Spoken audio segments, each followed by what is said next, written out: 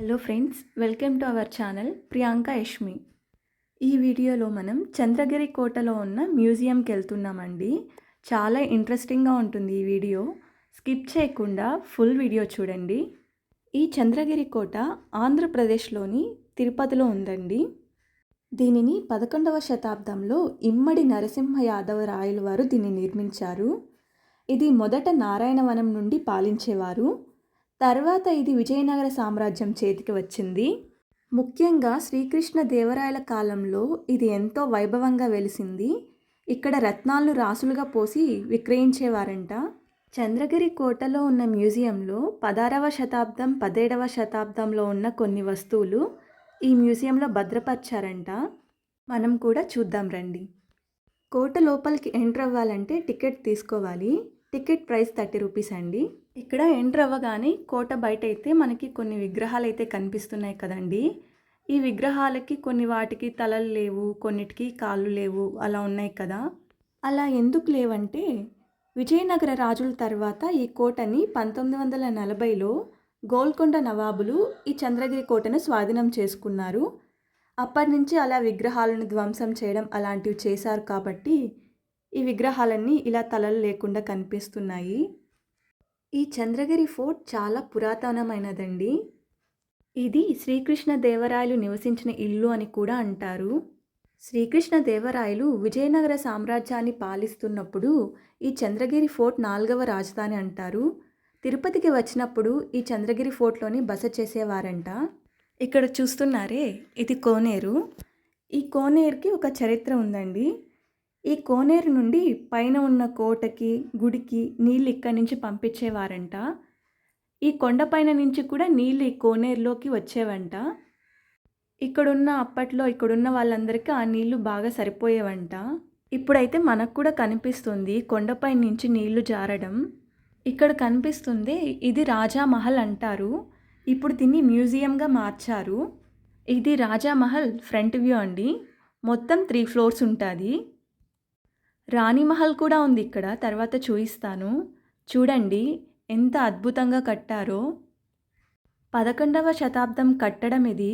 అయినా కూడా ఎంత అందంగా చెక్కు చెదరకుండా చాలా బాగుంది కదా. ఈ మ్యూజియంలో 16వ శతాబ్దం 17వ శతాబ్దంలో ఉన్న కొన్ని వస్తువులు ఈ మ్యూజియంలో అయితే భద్రపరిచారు. అక్కడ త్రవ్వకాల్లో బయటపడిన కొన్ని వస్తువులు, ఫిరంగి గుండ్లు అన్నీ అక్కడ ఉన్న మ్యూజియంలో ఉన్నాయి. అన్నీ చూడాలంటే ఈ వీడియోని స్కిప్ చేయకుండా చూడండి. అప్పట్లో ఈ కోనేరులో ఉన్న వాటర్ తాగేవారంట. చూసారా, కొండపైన నీళ్ళు ఈ కోనేరులోకి వచ్చి తర్వాత అలా ఫ్లో అవుతున్నాయి మొత్తం. ఇక్కడ చూడండి, వాటర్ అయితే ఆ కోనేరు నుంచి ఇలా ఫ్లో అవుతున్నాయి. ఈ కోనేరు అయితే రాజామహల్కి ఫ్రంట్లోనే ఉందండి. ఇక్కడ చూస్తుంటే ఇక్కడ ఒక చెట్టు ఉంది. ఇది చాలా పురాతనమైన చెట్టు. చాలా ఇయర్స్ నుంచి ఉన్నట్టుంది ఈ చెట్టు. రాజులు, రాచరికాలు చరిత్ర గర్భంలో కలిసిపోయిన వాటికి నిదర్శనమైన కోటలు ఇప్పటికీ సజీవంగానే ఉన్నాయి. అందులో ఒకటి ఈ చంద్రగిరి కోట. కార్వేటి నగరాధీశులైన ఉమ్మడి నరసింహ యాదవులు ఈ కోటను మొదటగా నిర్మించారు. మొదటగా నారాయణవనాన్ని రాజధానిగా చేసుకొని పాలిస్తుండేవాడు. నారాయణవనంలో శత్రువుల భయం ఎక్కువగా ఉండటంతో తన రాజధాని చంద్రగిరికి మార్చుకున్నారంట. పదండి మ్యూజియంలోకి వెళ్దాం. కోట బయట ఇలా ఫిరంగుల్ని 2 అటుపక్క ఇటుపక్క పెట్టారండి.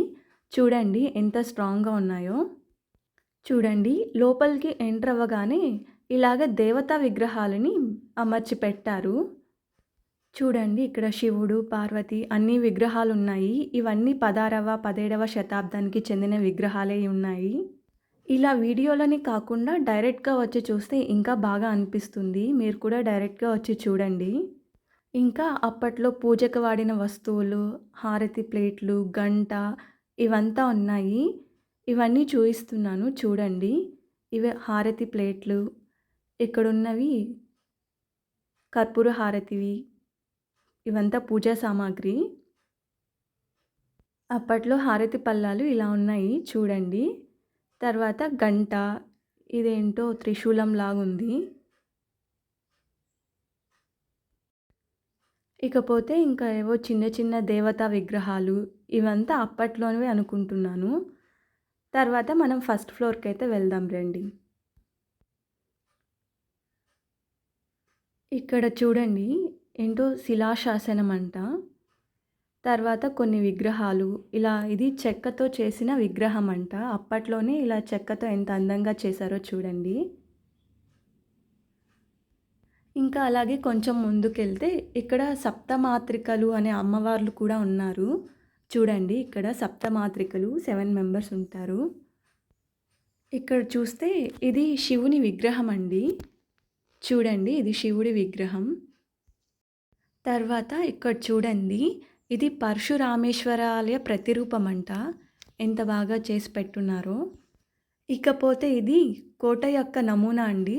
అంటే కోట ఎక్కడుంది, ఏవేవి ఎక్కడున్నాయి, చుట్టుపక్కల ప్రదేశాలు ఏవున్నాయి, కోటపైకి దారి ఎలా ఉంది, అలా ఒక నమూనాలాగా చేసి పెట్టున్నారు. ఇకపోతే ఇవి అప్పట్లో వాడిన పనిముట్లంట. చేతి గొడ్డలి అలాంటివి అప్పట్లో ఇలా వాడేవారంట. ఇవంతా సూక్ష్మ పనిముట్లంట. చూడండి ఎంత బాగున్నాయో. ఇవేమో చారిత్రక కుమ్మర స్వరూపాలంట. అన్నీ అప్పట్లోవే. ఇవంతా కుండలు ఇవంతా చూడండి ఎంత బాగున్నాయో. అన్నీ కూడా ఇప్పటివైతే కావు. ఇవన్నీ 16వ 17వ శతాబ్దానికి సంబంధించినవి. త్రవ్వకాల్లో బయటపడ్డాయంట. ఇవి చూడండి ఇవి ఫిరంగి గుండ్లంట. ఇందాక బయట చూయించాను కదా ఫిరంగి, అందులో పెట్టి వాడేవారు అనుకుంటున్నాను. చూడండి అన్నీ రాతితో తయారు చేసినవే. చాలా వెయిట్ కూడా ఎక్కువే ఉంటాయి ఇవి. చూడండి ఇక్కడైతే మనకి నాణేలైతే కనిపిస్తాయి. ఇవి విజయనగర కాలపు నాణేలంట. చూడండి అప్పుడు ఎలా ఉన్నాయో. ఇంకా ఇక్కడ కనిపించేది కేవ్ పెయింటింగ్ అండి. అప్పుడు ఆది మానవులు రాతి పైన ఎలా పెయింట్ చేశారో అనేసి ఇక్కడ ఫ్రేమ్స్ లాగా చేసి పెట్టున్నారు. ఇలా వీడియోలో కాకుండా డైరెక్ట్గా అయితే ఇంకా బాగా కనిపిస్తుందండి. మీకు ఎప్పుడైనా వీలున్నప్పుడు వచ్చి చూడండి. ఇదిగోండి ఇక్కడ కనిపిస్తున్నది ఇది రాణి మహల్ అండి. శ్రీకృష్ణదేవరాయలు చిన్న రాణి అయిన చిన్నదేవకి అనే ఆమెని ఇక్కడ పెళ్లి చేసుకున్నాడంట. ఆమె యొక్క రాణి మహల్ అదే అండి ఇక్కడుంది. ఈ మహల్ చుట్టూ అయితే వాటర్ ఉండేదంట. వాటర్ మధ్యలో ఇక్కడ మహల్ ఉండేది. ఇక్కడ ఆమె స్నానం అన్నీ చేసేవారంట. ఇదిగోండి ఇక్కడ కనిపిస్తున్న దేవాలయం శిథిలావస్థలోకి వెళ్ళింది. విజయనగర సామ్రాజ్య రాయలు 8 దేవాలయాలు నిర్మించారండి. అందులో ఒకటి ఈ కోట పక్కనే ఉంది. చూడండి ఎంత పెద్దదో, కానీ ఇప్పుడు శిథిలావస్థకి వెళ్ళింది. ఇది చూస్తుంటే చాలా పెద్ద టెంపుల్ లాగే ఉంది. ఈ టెంపుల్లో చాలా పెద్ద బావి కూడా ఉంది. శ్రీకృష్ణదేవరాయలు తిరుపతికి వచ్చి శ్రీ వెంకటేశ్వర స్వామి వారిని దర్శించుకున్న తర్వాత ఈ కోటకు వచ్చి ఇక్కడున్న దేవాలయాల్లో పూజలు జరిపించేవారంట. చూడండి ఎంత బాగుందో. ఇక్కడున్న ఆనవాళ్ళను పట్టి చూస్తే ఇదొక శివాలయం లాగా అనిపిస్తుంది. మొత్తం రాతితో నిర్మించిన ఆలయంలా ఉంది. అయితే అప్పట్లో వాళ్ళు చాలా గ్రేట్ అండి. ఎలాంటి సివిల్ ఇంజనీర్స్ ఇలా ఏం లేకుండా ఎంత చక్కగా కట్టారో. ఇలాంటి ప్లేసెస్ అందరూ విజిట్ చేయాలి. మీరు కూడా టైం చూసుకొని ఇంతవరకు విజిట్ చేయకపోతే వచ్చి చూడండి. మీకు ఈ వీడియో నచ్చినట్లయితే ఇలాంటి మరిన్ని వీడియోస్ కోసం మన ఛానల్ని సబ్స్క్రైబ్ చేసుకోండి.